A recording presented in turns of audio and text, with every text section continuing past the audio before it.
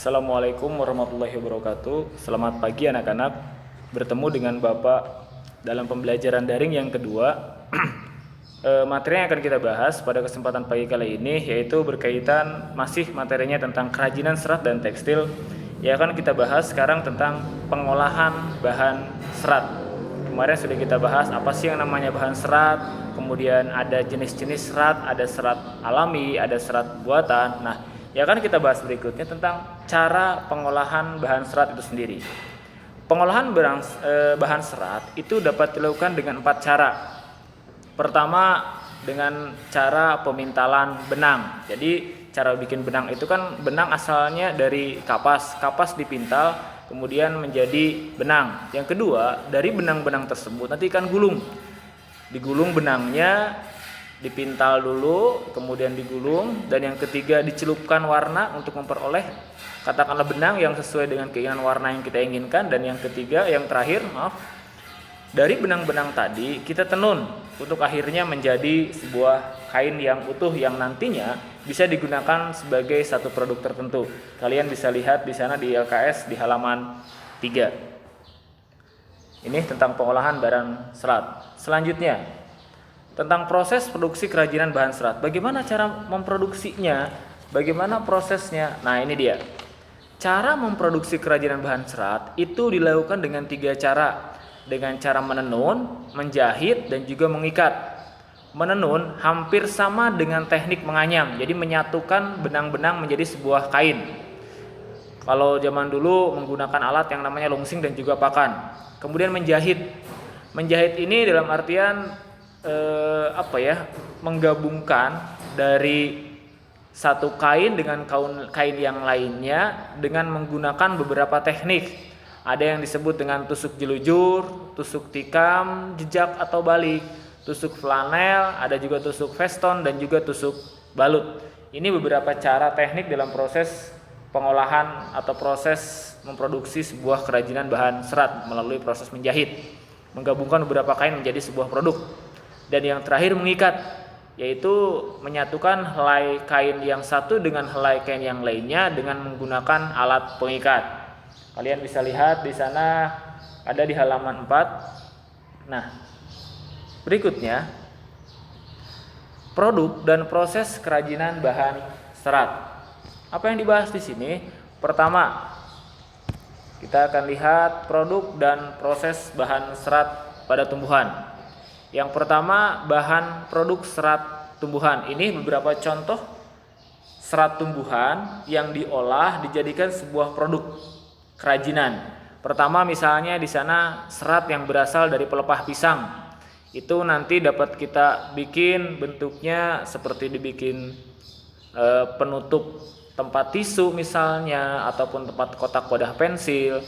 Kemudian ada juga serat yang terbuat dari pandan, dari daun pandan. Itu nanti bisa kita gunakan untuk misalnya bikin tikar, ataupun misalnya membuat sandal dan sebagainya. Kemudian ada pula serat tumbuhan yang berasal dari itu eceng gondok. Itu nanti berupa helaian-helaian tersebut itu sama bisa dibikin yang namanya kerajinan. Kemudian alat-alat apa saja yang dibutuhkan dalam proses pembuatan kerajinan yang berasal dari bahan serat tumbuhan. Pertama ada gunting, ada cutter, ada lem tembak, ada jarum jahit dan juga pisau.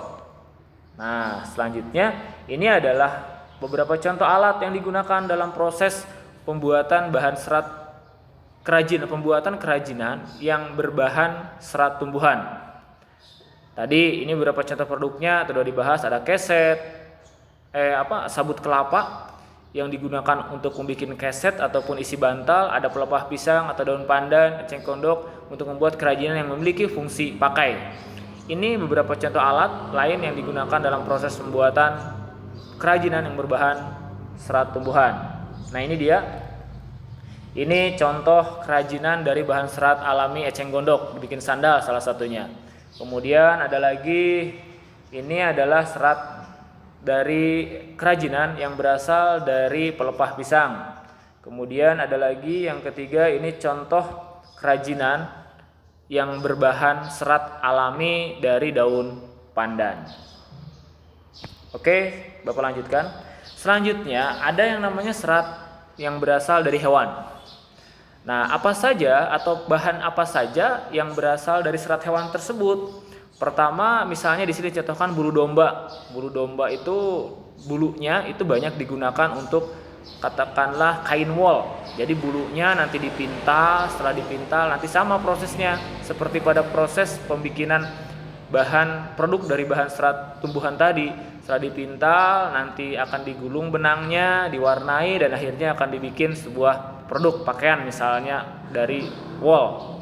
Kemudian ada pula dari kepompong ulat sutra. Ya, kepompong kalau kalian pernah dengar kain sutra itu kainnya sangat mahal. Kenapa? Karena bahan pembuatnya yaitu benang-benang tersebut diambil dari tadi kepompong ulat sutra, dari kapasnya sih yang dihasilkan oleh ulat sutra tersebut. Kemudian yang terakhir ada serat dari burung alpasia. Nah, ini contoh beberapa serat hewani yang digunakan untuk kerajinan. Nah, ini alat yang digunakan untuk membuat kerajinan dari bahan serat hewan. Ada gunting, itu ada alat pemotong rambut, ada wadah dan juga ada tusuk ataupun ada jarumnya. Ini beberapa contoh produk yang berasal dari serat hewani. Apa? Seperti jaket yang berasal dari kulit. Jaket kulit itu kan berarti serat alami juga yang berasal dari kulit, entah itu kulit sapi ataupun kulit yang lainnya, kulit kambing misalnya. Kemudian juga dari bulu domba yang digunakan untuk jaket wol misalnya dan sebagainya. Nah, selanjutnya yang dibahas ternyata yang namanya kerajinan itu akan lebih menarik si pembeli, konsumen ketika dikemas sedemikian rupa. Sehingga apa? Ada kerajinan-kerajinan yang berbahan serat yang memang digunakan untuk mengemas. Arek kemasan teh naon? Nah, kemasan dapat diartikan sebagai wadah atau pembungkus yang berguna mencegah atau mengurangi terjadinya kerusakan pada bahan yang dikemas. Kalian mungkin pernah berbelanja pakaian, kemudian wadahnya ataupun kemasannya itu berasal dari bahan-bahan serat seperti tas yang berbahan dari kertas misalnya, atau misalnya alat-alat rumah tangga yang punya fungsi sebagai tempat wadah. Misalnya kalau kita makan kan pakai sangku. Nah, sangku ada yang terbuat dari bambu misalnya ataupun dari serat yang lainnya. Ini beberapa contoh kemasan produk kerajinan berbahan serat.